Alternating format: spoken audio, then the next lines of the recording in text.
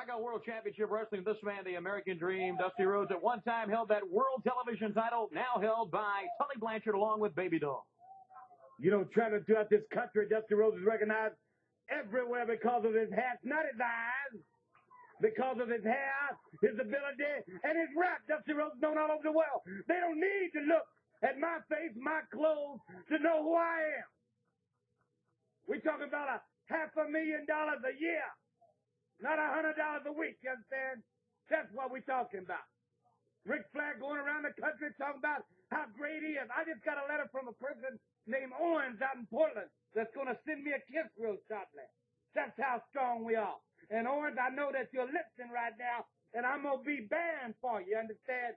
Because I'm looking for Tully Blanchard, Baby Doll.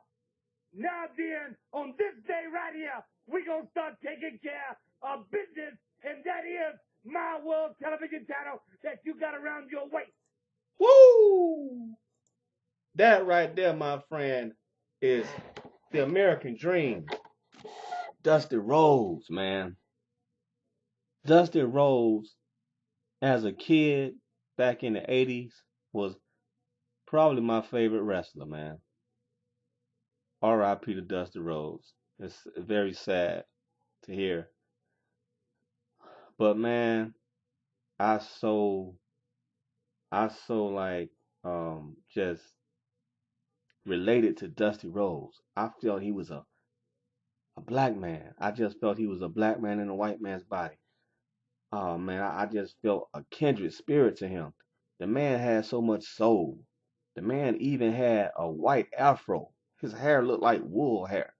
Hair looked like black people's hair. Man, you know, he had that woolly hair, that woolly curly hair. I think he had some black in his family. But anyway, man, that don't matter. Dusty Rhodes had soul, man. Dusty Rhodes was a true soul brother. That was one white boy with some fucking soul. I don't even want to call him white. I don't even want to call him black. I just want to call him a soul brother, because that's what Dusty Rhodes was. A true soul brother. And he made you feel good when you watched him. You didn't look at his body. You didn't look at how chubby he was.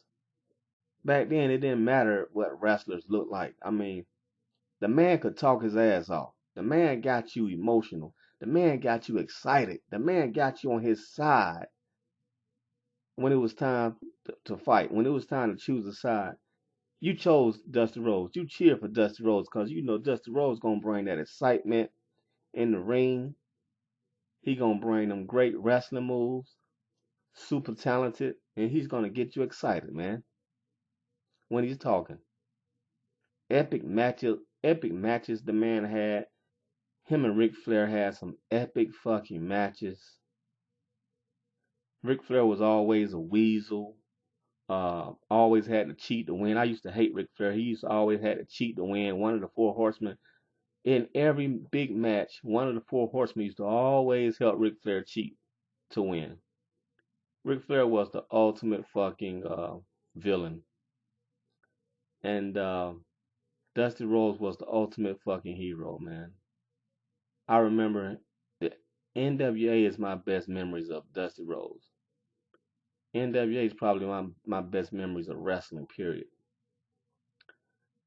Dusty Rhodes with that beautiful elbow, boom, got you so excited. Dusty Rhodes tagging up with Magnum TA was one of my favorite memories. Um, all the Starcades. I didn't get a chance to really watch Starcades, but we couldn't afford it back then. But the build up on on public television talking about Starcade was just exciting to look at. And you know, Dusty Rhodes and his memorable fights against Ric Flair and going up against the Four Horsemen is what I remember the most. And him tagged and his just beautiful wrestling moves. And then he had his son. You know, his son's pretty old himself, Dustin Rhodes. Dustin Rhodes was in WCW, and I like Dustin Rhodes better when he was just Dustin Rhodes, not all this faggot gold dust and all this shit. I wish Dustin would go back to being Dustin Rhodes. Dustin was very talented. Also, big boy, big tall boy. Nothing like his dad. Dustin was tall, man. And and yeah, Dusty Rhodes one of the best talkers in the business, man. Him, probably one of the top 5 talkers of all time in the business. Ric Flair, Dusty Rhodes, The Rock,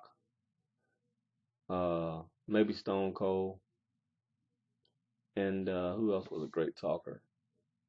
Um, Shit, I can't think of another great talker like that. Maybe Hulk Hogan. Hulk Hogan was a good talker. But anyway, goddamn, I'm sad, and I hate how the WWE, this WWF, WWE did Dusty Rhodes. He never quite fit in WWE. I hated how Vince had him wearing them damn polka dots.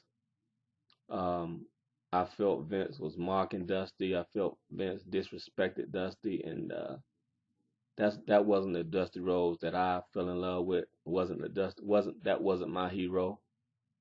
Vince McMahon made a mockery of Dusty Rhodes, and I never was a fan of NWA wrestlers, WCW wrestlers going over to WWF. Only a few of the wrestlers transcended and became bigger when they went to WWF.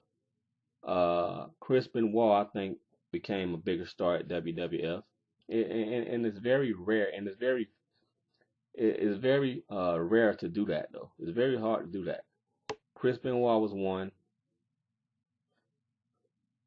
you know.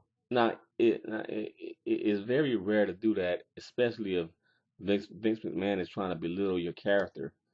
But he didn't belittle Chris Benoit's character. That's probably why he became bigger at WWF. Ric Flair didn't really become bigger in the WWF. He pretty much he pretty much declined a little bit out in my book. Um, who else became bigger when they transferred to WWF? Chris Benoit, Stone Cold definitely became a bigger star. And it's a few other wrestlers that started off with WCW and transferred over to WWE and became bigger stars.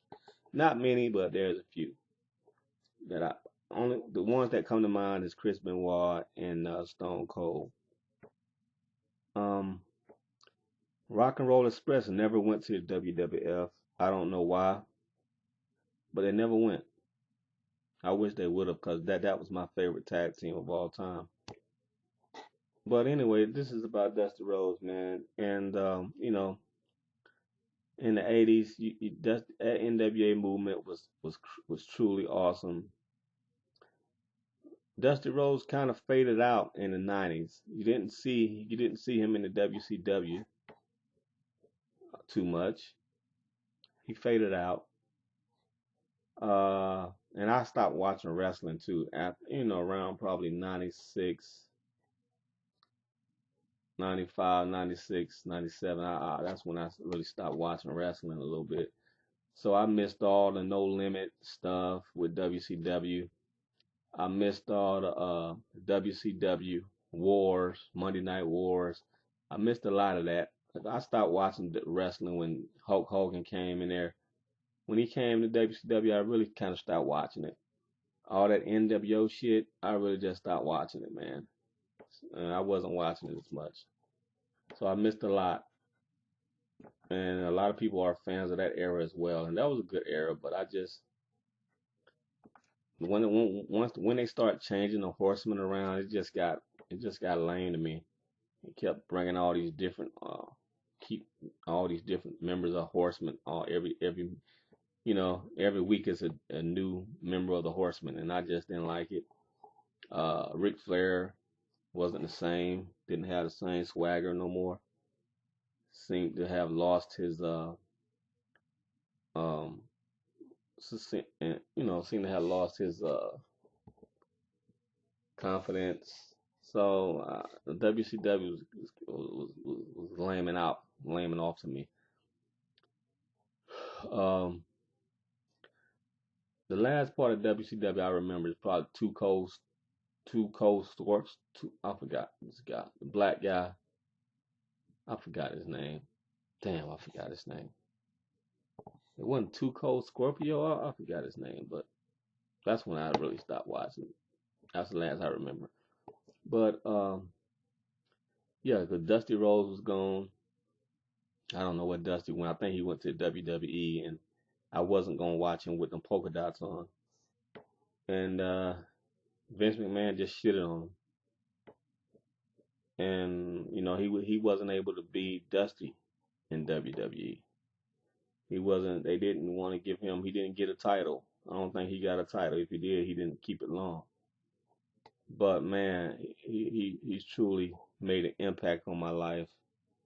One of the so like I said was truly a phenomenon to watch.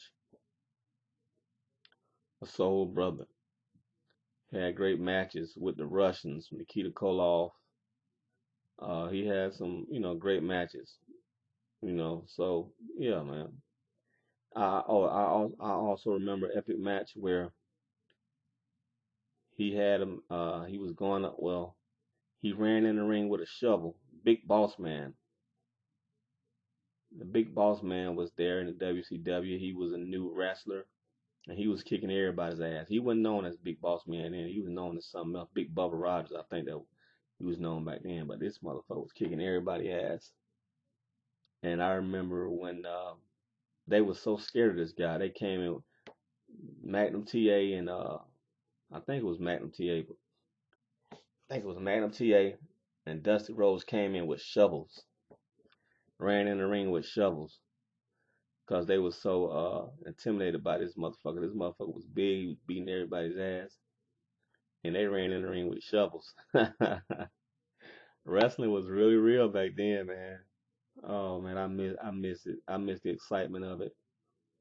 I miss the realism of it. It wasn't all about gimmicks like it is today.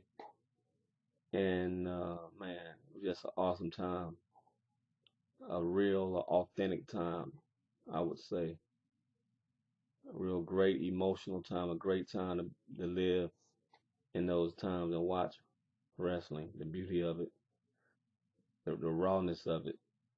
But yeah, Dusty Rhodes was one of the greats, man, and you know he could talk his ass off, and that's it, man.